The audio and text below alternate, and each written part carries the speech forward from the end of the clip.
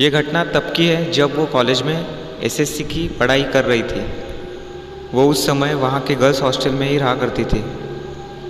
परीक्षा से पहले वो और उनकी कुछ सहेलियाँ लाइब्रेरी में पढ़ाई कर रही थी। पढ़ाई करते हुए रात के 12:30 बज चुके थे। उस लाइब्रेरी में वो केवल 6 लड़कियाँ ही थी और लाइब्रेरी में सन्नाटा छाया हुआ था। सारा हॉस्टल एकदम शांत था।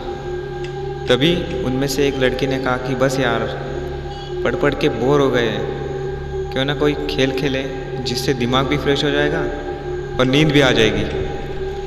सब उसकी बात से सहमत हो गए।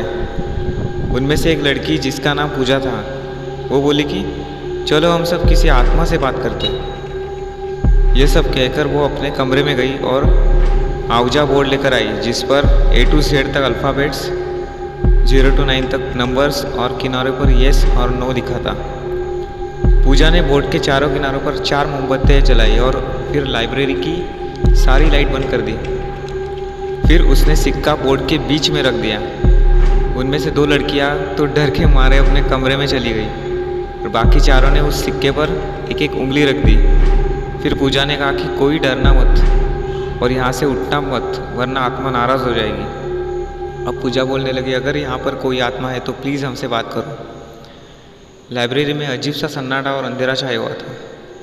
अचानक लाइब्रेरी में कहीं से कुछ आवाज़ आई। उन्होंने सोचा शायद कोई किताब गिरी हो।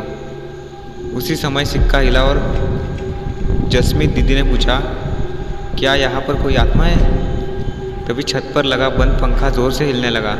सभी लड़कियाँ डर गई, लेकिन पूजा ने कहा कि कोई भी लड़की अकेली मत भागना, ऐसा करने से आत्मा उसे नुकसान पहुंचा सकती है। उसके बाद पूजा ने ऊपर देखते हुए कहा कि अगर कोई आत्मा यहाँ है तो हमसे बात करें।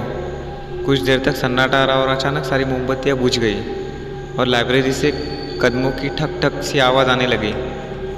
सभी लड़कियाँ डर के मारे भाग गई, लेकिन जसमीत दीदी पीछे रह गई और उनसे दरवाज़ा नहीं खुल रहा था। अचानक उन्हें लगा कि कोई उन्हें पीछे की तरफ खींच रहा है।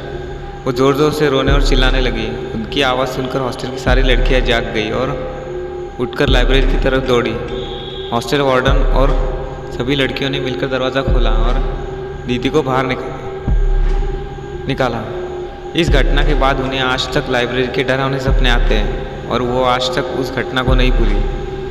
तो दोस्तों, मेरी दीदी के अनुभव को देखकर मुझे ये लगा कि कभी भी किसी आत्मा का प्रेत को परेशान नहीं करना चाहिए।